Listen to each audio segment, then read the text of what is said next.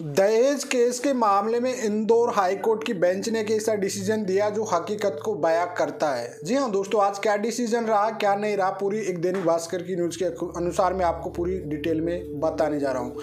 दहेज के मैटर में दोस्तों आए दिन पति या पत्नी का कोई भी छोटा मोटा मैटर होता है तो सबसे पहले क्या होता है, दहेज का केस लगाते हैं। लेकिन इंदौर हाईकोर्ट की बेंच ने ये क्लियरली कर दिया कि हर छोटे मामले में, हर किसी भी मामले में दहेज की घटनाएं ज़्यादा से ज़्यादा बढ़ती जा रही है। लेकिन महिला को ये पता होना जरूरी है, ये सबूत होना जरूरी है कि दहेज कहाँ से तो दिया गया था, कब दिया गया था और दहेज की डिमांड कब की गई थी, कौन से फ़ोन से रिकॉर्डिंग आपके पास, क्या सबूत है क्या नहीं है। क्योंकि आए दिन पति पत्नी के बीच में कोई भी विवाद होता है तो डायरेक्टली दहेज केस ही लगाया जाता है। छोटा मोटा कोई भी घटना होती है, इसमें एक सुप्रीम कोर्ट के जजमेंट का भी हवाला दिया गया। दोनों जजमेंट के बारे में डिटेल में बात करूंगा, तो वीडियो के एंड तक जरूर बने रहना दोस्तों। तो चलिए दोस्तों, नो टाइम पास नो बकवास, सीधा करते हैं काम की बात। मैं हूं हंस। सेकंड बात दोस्तों, कमेंट में नंबर ना छोड़े।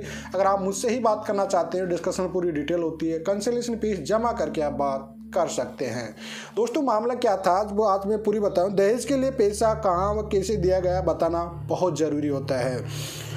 आमतौर पर मामूली कहासुनी में महिलाएं दहेज यातना की रिपोर्ट लिखवाने से कहीं नहीं चूकती है। लेकिन एक मामले में सेशन कोर्ट ने स्पष्ट कहा कि दहेज के लिए पैसा कहां से आया और कब कैसे दिया गया ये भी बताना जरूरी है। केवल महिला के कहने भर से दहेज मांगना साबित नहीं होता है, उसके लिए सबूत होना बहुत जरूरी होता है।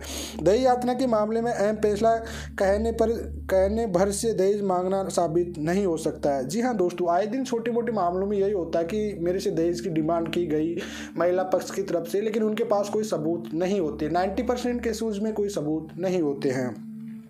मामले में ईसा हाडा निवासी देवास के रिश्तेदार इंदौर निवासी केसर सिंह के साथ उसके पति विनोद व ससुराल वालों सभी निवासी कोटा के खिलाफ मजिस्ट्रेट कविता इतनावी के समक्ष दहेज याचना का क्रिमिनल केस दर्ज कराने के लिए निजी शिकायत पेश की गई, किंतु मजिस्ट्रेट ने प्रकरण को चलने लायक नहीं मानते हुए खारिज कर दिया था। इसके खिलाफ ईसा ने सेशन कोर्ट में पुनरीक्षण याचिका दायर की थी। जज विकास भटले ने वकील मनोज बेनीवाल व तर्क सहमत होते हुए यह याचिका खारिज कर दी और कहा कि फरियानी ईसा ने ससुराल वालों को 18,31,000 रुपये दिए जाने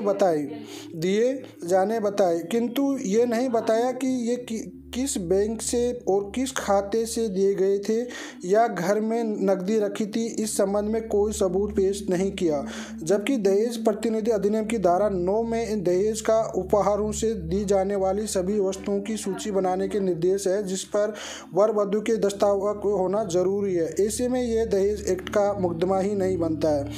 इस तरह महिला के पिता ने फोन पर समधी पक्ष द्वारा 10 लाख रुपए की और एसी दिए जाने की मांग का आरोप लगाया था। इस संबंध में भी कोर्ट ने कहा कि फोन पर किसी माह की किस तारीख को किस फोन पर किस नंबर पे किया गया था, इसके भी कोई सबूत नहीं है, पेश नहीं किए गए और फोन कॉल से संबंधित कोई कॉल्स रिकॉर्ड या दस्तावेज दर्शाए गए हैं, जिससे यह विश्वास नहीं किया जा सकता है कि 10 लाख रुपए मांगे गए थे। इसके अलावा कोर्ट ने सुप्रीम कोर्ट के महेंद्र सिंह धोनी बनाम श्याम सुंदर के वर्ष 2017 मामले में दिए गए उस न्यायाधीश का भी हवाला दिया, जिससे कहा गया कि संज्ञान लेने वाले मजिस्ट्रेट को चाहिए कि शिकायत के अपराध में घटक या नहीं और उसके क्षेत्राधिकार में है या नहीं है। जी हाँ दोस्तों, कुल मिलाकर इसमें ये क्लियरली बताया गया था कि जो लड़की थी उसने बताया कि मैं 18,30,000 रुपये शादी में खर्च की थी। लेकिन अब इस यहाँ पे हर किसी भी केस की फाइल में आप देखोगे दोस्तों तो ये लिखा जाएगा मैंने शादी में 20 लाख 25 लाख खर्च किया। लेकिन सेक्शन 9 होती है, हिंदू मैरिज एक्ट की सेक्शन धारा 9 होती है, उसमें क्लियरफाई ये किया जाता है कि आपने जो शादी में खर्च किया था, पैसा आपका सेविंग था, कहाँ से लाया था, कितनी नकदी थी, उसका पूरा ब्यूरो बताया जरूरी होता है। लेकिन ये किसी महिलाओं के पास सबूत होते नहीं इस तरह के, और मन चाही शादी के कह देती कि हमारे 20 लाख 25 लाख खर्च कर दिए गए हैं। उसी प्रकार से कहीं पर ये भी होता है, हर फाइल में आप हर 498 केस में ये चीज़ देखा जाएंगे दोस्तों, हमेशा कि हमेशा ये कहा जाता है इनोवा गाड़ी की डिमांड की गई, 10 लाख की डिमांड की गई है, लेकिन ये चीज़ों का कोई सबूत ही नहीं इनके पास, ना कोई रिकॉर्डिंग है, ना कोई ऑडियो, ना कोई वीडियो, ना फालतू के एलिगेशन लगाए जाते हैं इन लोगों की। ठीक है, तो इस वजह से ऐसे जो केसेज आते हैं जो बहुत बढ़ते जा रहे हैं, इसको सेशन कोर्ट इंदौर ने इसे खारिज कर दिया है।